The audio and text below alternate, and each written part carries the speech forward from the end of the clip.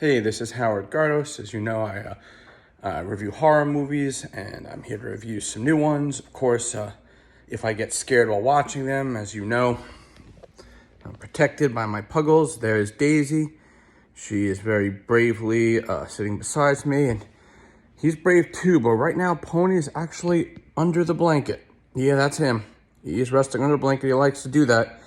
I have to make it clear, he's not there because he's scared, because he will protect me if I get scared. But he is resting under the blanket. Today I wanted to talk about the films of Ty West.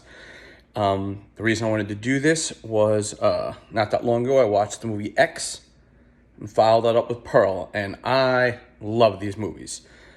X, I not only thought was one of the best horror movies of the year, I thought it was one of the best movies of the year. I've seen it several times.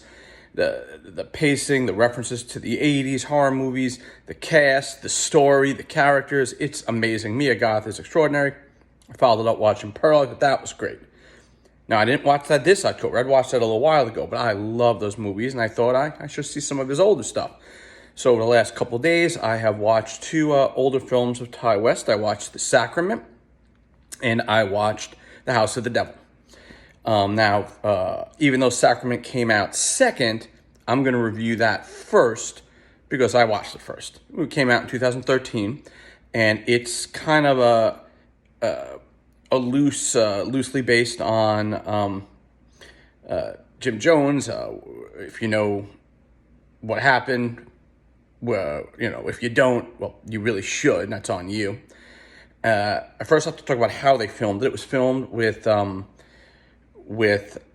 found footage, kind of like, which I can't generally stand. I'm not a fan of that. I don't think found footage movies are scary.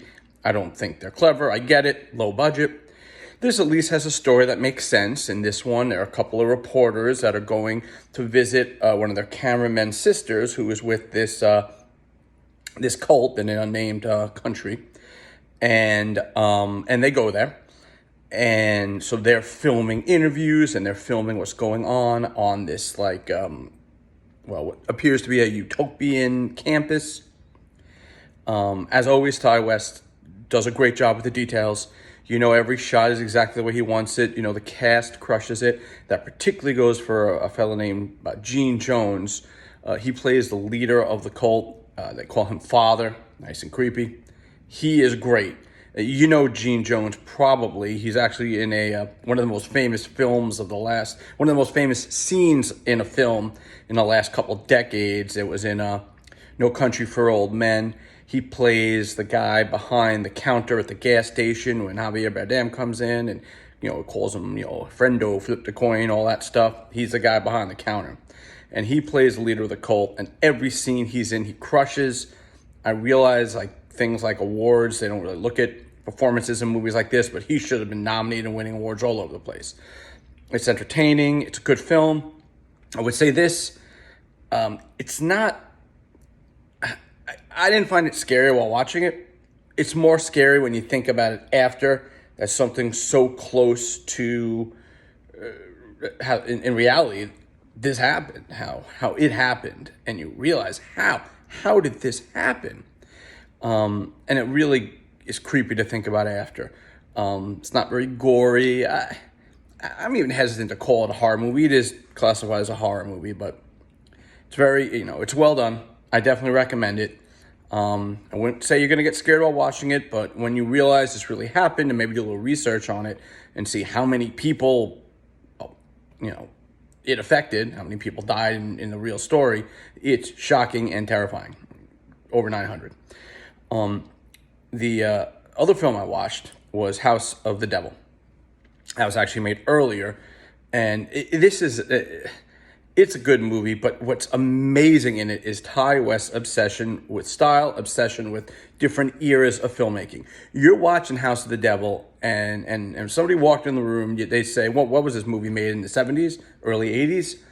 And you're like, no, it was made in 2009, which is crazy. I mean, I wasn't even hanging out with Mary Ellen yet. Pony and Daisy weren't even born yet. And yet it looks like it was made 30 years earlier.